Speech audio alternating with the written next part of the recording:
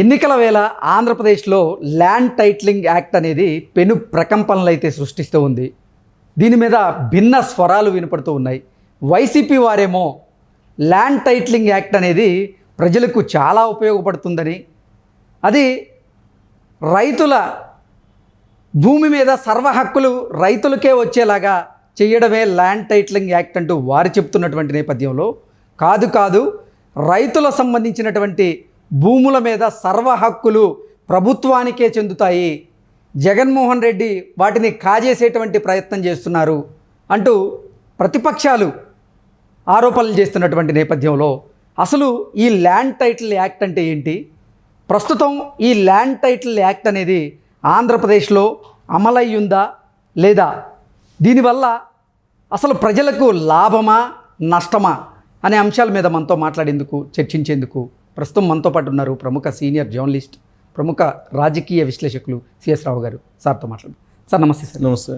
Sir, ఎన్నికల నేపథ్యంలో ఆంధ్రప్రదేశ్లో ల్యాండ్ టైటిలింగ్ యాక్ట్ అనేది పెను దుమారాన్ని రేపుతూ ఉంది.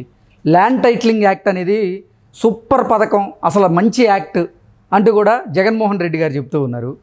కానీ ప్రతిపక్షాలు మాత్రం రైతుల భూముల మీద సర్వ హక్కులు రైతులకు చెందకుండా ప్రభుత్వానికే చెందేలాగా ఈ యాక్ట్ ఉండబోతోంది అంటూ ప్రతిపక్షాలు చెప్తూ ఉన్నాయి. అసలు ఏంటి సార్ ఈ ల్యాండ్ టైటిలింగ్ యాక్ట్ అంటే ఏంటి, ఇది ఆంధ్రప్రదేశ్లో అమల్లో ఉందా లేదా, దీనివల్ల ప్రజలకు లాభమా నష్టమా అంటే ఏం చెప్తారు? ఇప్పుడు ఈ చట్టం అమల్లో ఉంది అని చెప్పి జగన్మోహన్ రెడ్డి అమలు చేస్తామని చెప్పి చెబుతున్నారు. అమల్లో ఉంది అని చెప్పేసి పెద్దిరెడ్డి రామచంద్రారెడ్డి అమలు చేస్తామని చెప్పి కూడా ఆయన చెబుతున్నారు.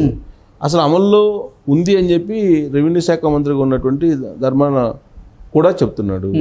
ముఖ్యమంత్రి కూడా నేను ఇది అమలు చేసి తీరుతానని చెప్పి చెబుతున్నాడు. అసలు అమల్లో లేనటువంటి చట్టాన్ని మీరు అమల్లో ఉందని మీరు ఎలా చెప్తారని కొంతమంది వైఎస్ఆర్ కాంగ్రెస్ పార్టీ వాళ్ళు అంటున్నారు. నాకు తెలిసినంత వరకు, నాకున్న సమాచారం ప్రకారం ఇది గత ఏడాది అక్టోబర్ నుంచి అమల్లోకి వచ్చింది. ఓకే, సరే, అది ప్రయోగాత్మకంగా దాన్ని అమలు చేస్తున్నారా, ఎలా చేస్తున్నారు అనేది తర్వాత సంగతి. ఇది అమల్లో ఉంది. రీసర్వే కూడా రాష్ట్ర వ్యాప్తంగా చేశారు. అసలు ఇప్పుడు రిజిస్ట్రేషన్లకు సంబంధించి రిజిస్ట్రేషన్ శాఖ కమిషనర్ ఎవరైతే ఉన్నారో ఆయన 16 రిజిస్ట్రేషన్ ఆఫీసులకి తొలి విడతగా సర్క్యులర్ ఇచ్చారా లేదా, దీనికి సమాధానం చెప్పాలి ఫస్ట్ ఆఫ్ ఆల్. తర్వాత జగన్మోహన్ రెడ్డి అత్యవసరంగా మీటింగ్ పెట్టి ఈ ల్యాండ్ టైటిలింగ్ యాక్ట్ మీద ఎవరైనా సరే చర్చ పెడితే లేదా నెగిటివ్గా మాట్లాడితే లేదా అభ్యంతరాలు తెలిపితే మీరు ఇమీడియట్గా పోలీసులు అరెస్ట్ చేయండి, లేదా పోలీసులు చర్యలు తీసుకోండి, లేదా ఆ మీడియా సంస్థల మీద లేదంటే న్యూస్ ఇచ్చేటువంటి వాళ్ళ మీద చర్యలు తీసుకోండి, మౌఖికంగా ఆదేశాలు జారీ చేశారు అని చెప్పి తెలుస్తుంది. మరి ఆయనే మాట్లాడుతున్నారు, ల్యాండ్ టైటిలింగ్ యాక్ట్ రైతులకి ఈ రకంగా హెల్ప్ చేయబోతుంది.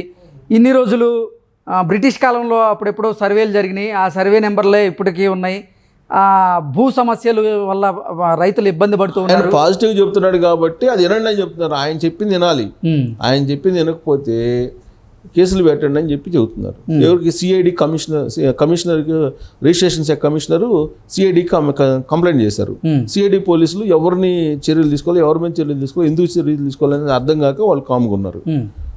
16 రిజిస్ట్రేషన్ ఆఫీసులకి సర్క్యులర్ అయితే ఇచ్చారు కదా, మీరు రిజిస్ట్రేషన్ చేసినటువంటి తర్వాత, రిజిస్ట్రేషన్ జరిగిన తర్వాత మీరు ఒరిజినల్ డాక్యుమెంట్లు ఇవ్వటం లేదా, ఇస్తున్నారా? ఇవ్వట్లేదు కదా.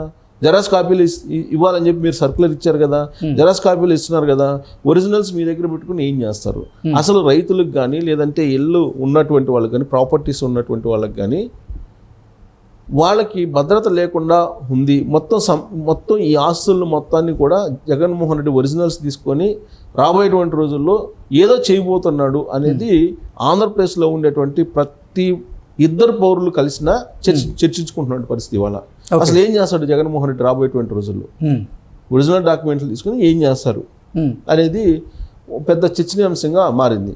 ఎందుకు ఆ దాంట్లో టైటిలింగ్ యాక్ట్లో ఉంది ఏంటి అని అంటే, రీసర్వే చేసి నేను మీకు వివాదాలు లేకుండా మీ భూములను మీకు ఇస్తానని చెప్తున్నాడు. సేమ్ ఇలాంటి ప్రయోగమే కేసీఆర్ చేశాడు తెలంగాణలో. ధరణి పోర్టులను పెట్టి ఏం చేశారు, ఇక్కడ కొన్ని 100 ఎకరాలని కేసీఆర్ బినామీలకి రాయించుకున్నారనేది రేవంత్ రెడ్డి చెప్తున్నాడు కదా, అది నిరూపిస్తానని కూడా చెబుతున్నాడు. ఆల్రెడీ ఎంక్వైరీ నడుస్తుంది కదా.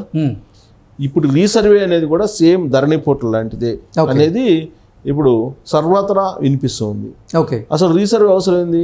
మనిషికి బాగలేకపోతే హాస్పిటల్కి వెళ్ళి చికిత్స చేసుకుంటాడు. బాగున్నటువంటి మనిషికి పోయి చికిత్స చేయించుకుంటాడా? చేయించుకోలేదు కదా. ఆంధ్రప్రదేశ్ వ్యాప్తంగా వివాదాలు లేనటువంటి భూములు ఏదైతే ఉన్నాయో వాటి జోలికి ఎందుకు వెళ్తారు? వివాదాలు ఉన్నటువంటి చోటికి వెళ్ళి నువ్వు రీసర్వే చేయి.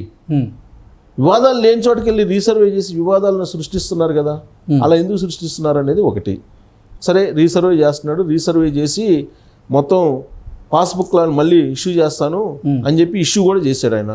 అసలు ఎక్కడ దాకా ఎందుకండి? మా గ్రామంలో నాకే వచ్చింది, వేరే వాళ్ళు ఎందుకు? రీసర్వే చేసి పాస్ పుస్తకాలు ఇచ్చారు. పాస్ పుస్తకాల మీద జగన్మోహన్ రెడ్డి బొమ్మ ఉందా లేదా, నవరత్నాల బొమ్మ ఉందా లేదా? ఉంది. దాంట్లో లేదు అని చెప్పి వీళ్ళు ఎలా అంటారు? ఉంది. ఓకే.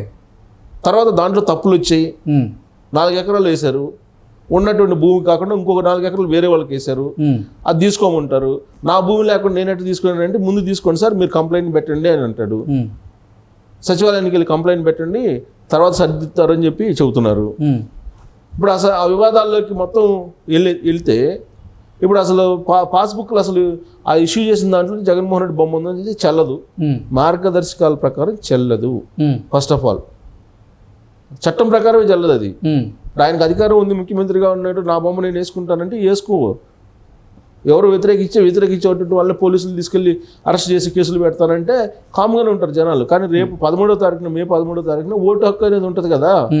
దాంతో ఏది చెప్పాలో చెప్తారు, అది వేరే విషయం.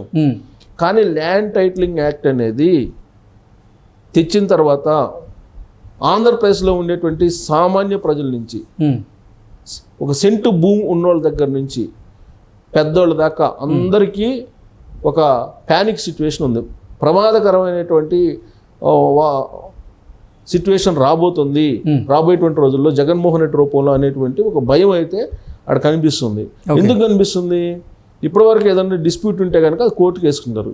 అసలు డిస్ప్యూట్ ఎక్కడ కొద్ది ఉంటాయి. ఇప్పుడు దీని కారణంగా రీసర్వే కారణంగా వచ్చిన డిస్ప్యూట్సే ఎక్కువ ఉన్నాయి. ఇప్పుడు దాంట్లో ఏం చెప్తున్నారు? ఇప్పుడు ఒక డిస్ప్యూట్ ఉంటే ఆడ టీఆర్ఓని పెడతారు. ఎవరు? టైటిలింగ్ ఆఫీసర్ని, రెవెన్యూ ఆఫీసర్ని పెడతారు. పెట్టిన తర్వాత ఆయన నిర్దేశిస్తాడు ఆ భూమి నీదా వాళ్ళదా అని.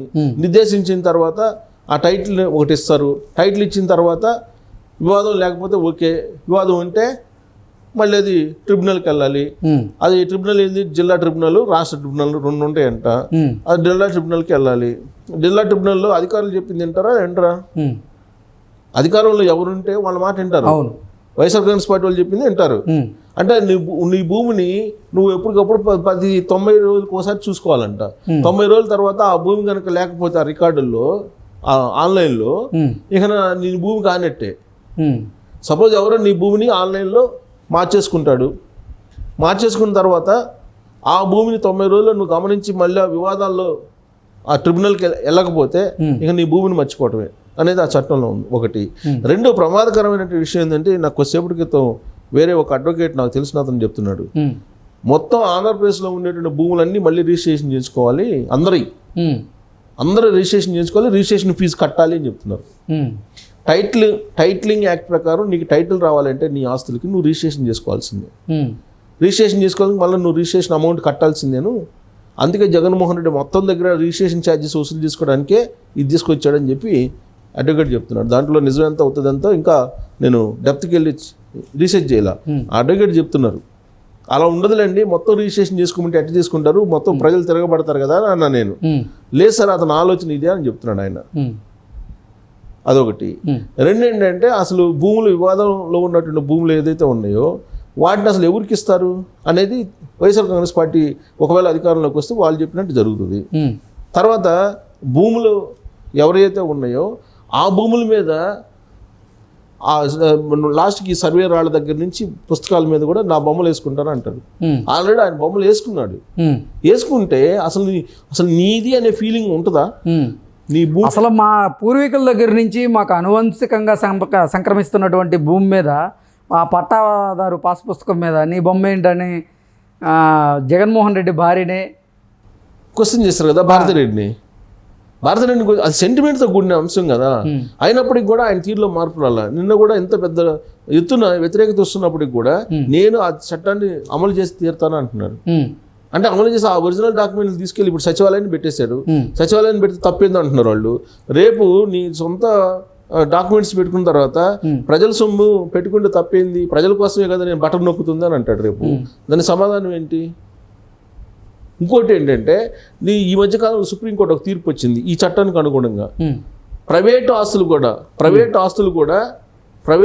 కూడా సామాజిక ఆస్తులేను అని చెప్పించింది. అంటే ప్రైవేట్ ఆస్తులను కూడా తీసేసుకోవచ్చు ప్రభుత్వం, సామాజిక ఆస్తుల కింద వాటిని పరిగణించాలని ఉంది.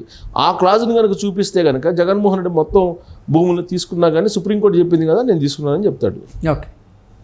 సో ఇలాంటి ప్రమాదం అయితే పొంచి ఉంది. రకరకాల అనుమానాలు ఉన్నాయి దీంట్లో. సరే, వాళ్ళు అధికారంలో ఉంది కాబట్టి ఆయన ఏమంటున్నారు, కేసులు పెడతాం విమర్శించేటువంటి వాళ్ళని చెప్పి బొత్స సత్యనారాయణ కూడా అంటున్నాడు, మేము కేసులు పెడతాం మీ మీద, ఇలా చేస్తున్నారని. కానీ అక్కడ ఆంధ్రప్రదేశ్లో ఉండేటువంటి సామాన్య పౌరుడు ఒక అరెకరా నుంచి పొలం లేదంటే చిన్న ఇల్లు ఉన్న వాళ్ళు కూడా భయపడుతున్నారు. ఈ డాక్యుమెంట్స్ తీసుకెళ్ళి పెడితే మా పరిస్థితి ఏంటి అని. అవి ఎక్కడ పెడతారో తెలియదు. అసలు నీకు రైట్ ఉందా, ఆ టైటిల్ ఏముంది, ఆన్లైన్లో మార్చేసుకోవచ్చు. సో ఇది ప్రజలందరూ తెలుసు ఆన్లైన్లో ఏం జరుగుతుంది అనేది. సో ఇలాంటి సమయంలో టైటిలింగ్ యాక్ట్ మీద ఖచ్చితంగా అనుమానాలు ఉన్నాయి. టైటిలింగ్ యాక్ట్ అనేది ఒక ప్రమాదకరమైనటువంటి చట్టం. తెలంగాణలో ధరణి పోర్టల్ ఏ విధమైనటువంటి ప్రమాదం ఉందో అలాంటిది ప్రమాదం ఆంధ్రప్రదేశ్లో ఉందని చెప్పి చెప్పొచ్చు టైటిలింగ్ యాక్ట్ రూపంలో.